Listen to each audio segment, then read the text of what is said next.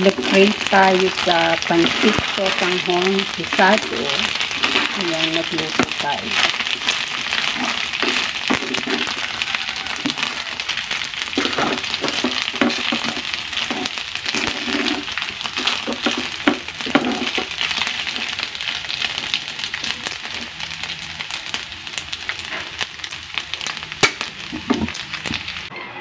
Good morning, guys. Kain tayo ng breakfast. Meron tayo ditong hotdog, longganisa, and egg. Niluto yan ng panganay ko na nauna nang pumasok sa school.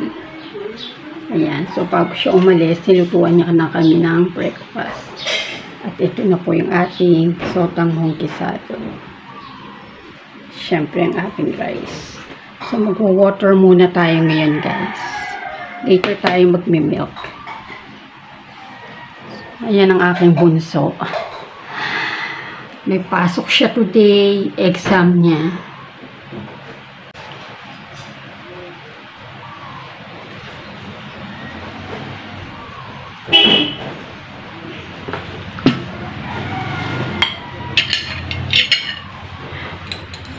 Morning person ako, guys. Mahilig talaga ako kumain ng breakfast. Before, pwede pa akong magkape. Kape lang okay na. Ngayon, dahil bawal na tayong magkape, mag-water lang muna tayo sa umaga.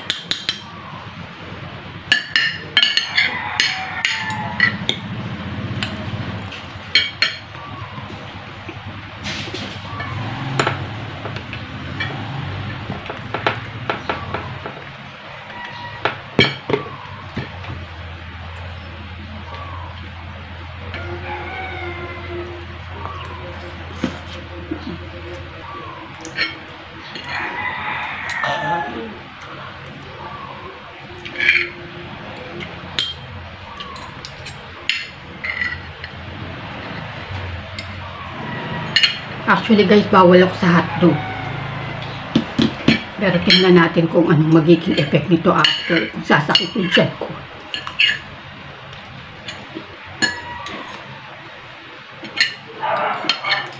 Minsan, may iwatang makakain ka ng mga pagkain bawal. Kasi yun lang naman din madalas yung hinahain. Lalo pagka almusal.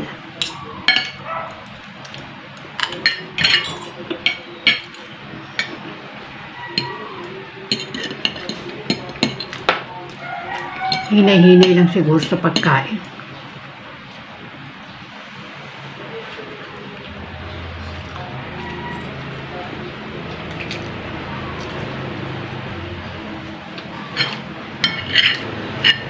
Yung anong oras kayo?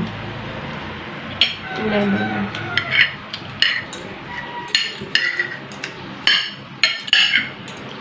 Anak ko maraming ganap.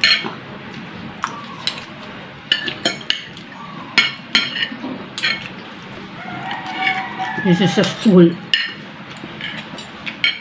May acquaintance part ako sila sa Saturday.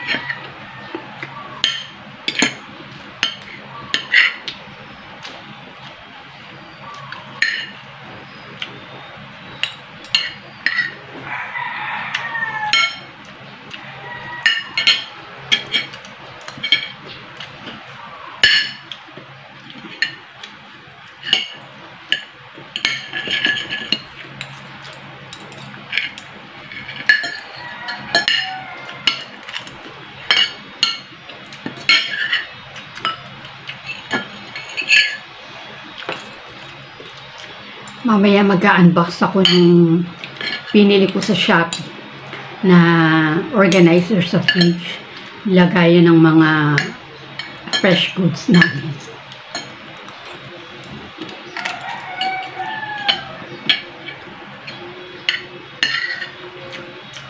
para mas maayos ang tingnan sa freezer.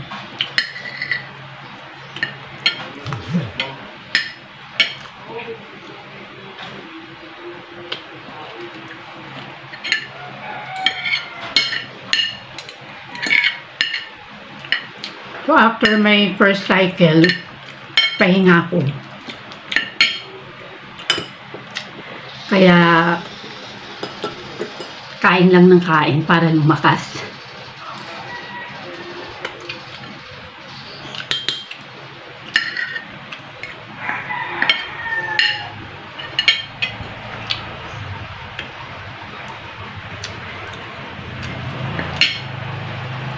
Pinaputulan ko na pala yung hair ko, guys.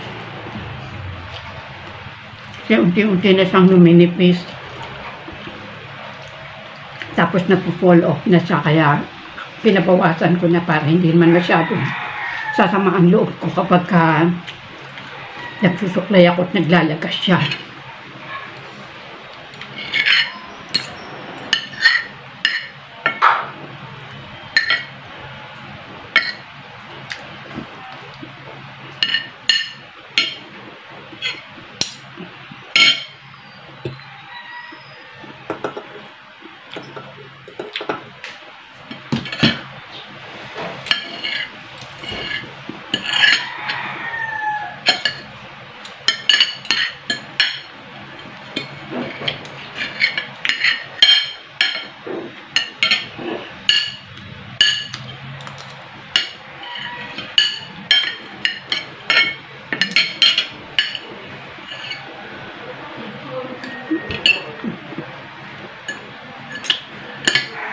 Nakita tuloy yung noo ko.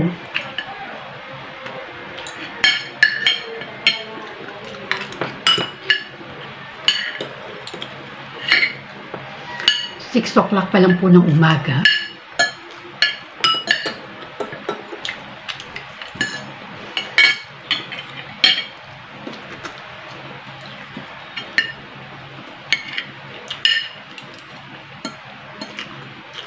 Good luck sa exam mamaya.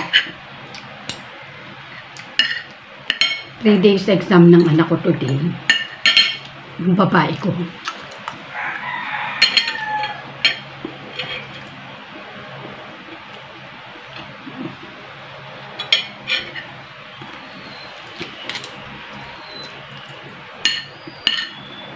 Wala man ako masyadong gagawin ngayon. Kaya papahinga lang ako, matutulog lang ako maghapon. Medyo babawi-bawi ako kasi 2 days naka-experience ako ng pananakit ng tiyan. Hindi ko alam kung kahit sa kinain ko, talagang effect lang ng chemotherapy sa akin.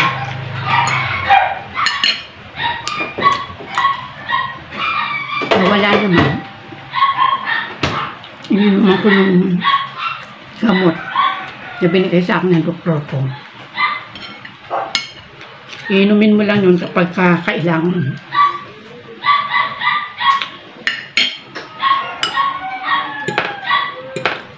Sana hindi magtuloy-tuloy yung ganitong pananakit ng tiyan kasi grabe ang hirap.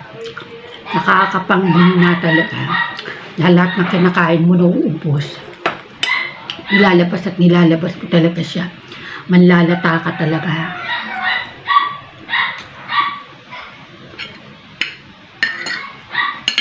Tapos, kapag ako nakakaramdam ako ng ganito, masama ang pakiramdam ko. Gusto ko yung malamig na ambience. Nag-aircon ako, naka-electric pan ako. At yung malamig na malamig talaga. Umiiging pakiramdam ko sa ganun kaysa yung walang electric fan or walang aircon sa malamig, mainit. Lalong sumasama ang pakiramdam ko.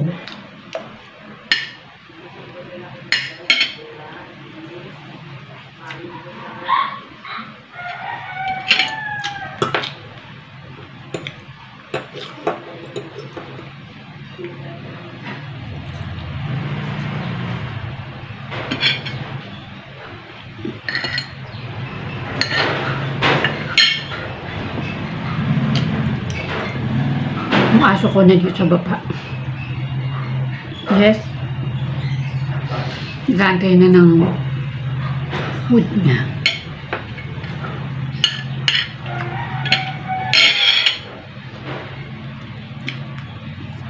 So mag-water lang muna tayo ngayon.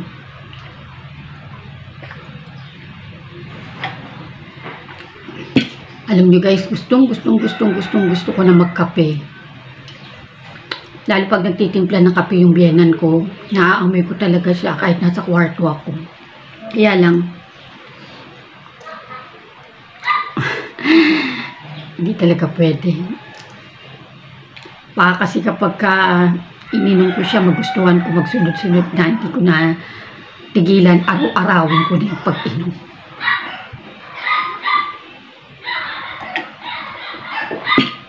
Grabe pa rin yung mga puto ko dito. Sobrang wala talaga yung mga taba-taba ko dito. Pero hopefully, after ng aking treatment, okay na lahat. Umalik din lahat. Yung aking pangangatawan, kahit na hindi ganun kataba, basta lang may laman-laman lang. Para maisuot ko naman ng maayos yung mga damit ko dati. Na hindi naman ako nagmukhang hanger. Sabi naman after ng treatment o during treatment, babalik din yung gana mo sa pagkain, magigain ka rin naman. Minsan depende talaga sa katawan ng tao. At sabi naman ng doktor sa akin, at hindi ako nagkakasakit, nagkakatrangkaso, hindi ako nangihina, malakas ako.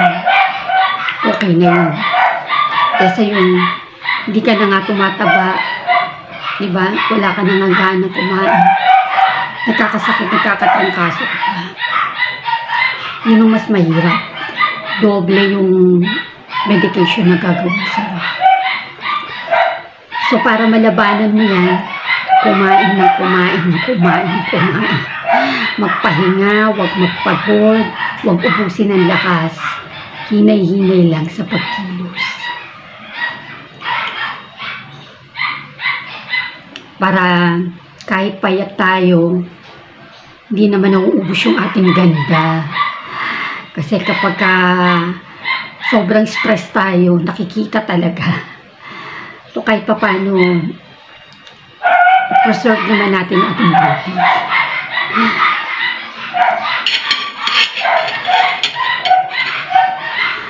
Ayan, ito ang buhay ng may cancer. Lahat ng gagawin mo kailangan nakamonitor. Kailangan nag-o-observe ka sa mga pagkain na ini-intake mo, sa mga kinikilos mo. Kasi hindi ka pa ganun kalakas para ibigay mo ng todo-todo yung energy mo sa bawat araw. So pag wala na yung mga anak ko nasa school na, wala na naman ako masyadong ginagawa dito, nagpapahinga na lang ako. Kasi pag tanghali, nag-order na lang ako ng lutong ulam or kung ano yung gulay na niluto ng biyanan ko, yun na lang yung kinakain ko. Sa gabi na lang ako nagluluto para sa mga bata. Ako naman pag nagugutom, mayat-maya kain. Nagkikrave ako sa something, nag-order ako talaga. So kahit pa paano yung appetite ko maayos naman, yung panlasa ko okay naman, kaya good start na yon para mag-gain tayo ng weight. Para lumakas tayo, para malabanan natin yung cancer na yan.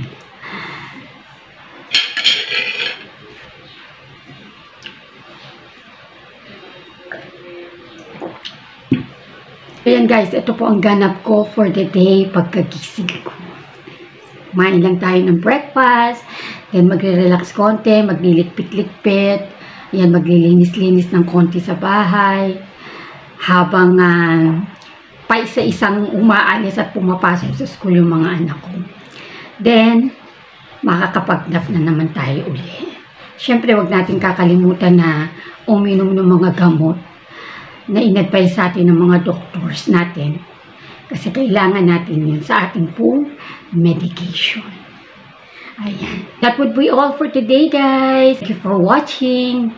See you again next time. Ingat. God bless and happy lang. Bye-bye.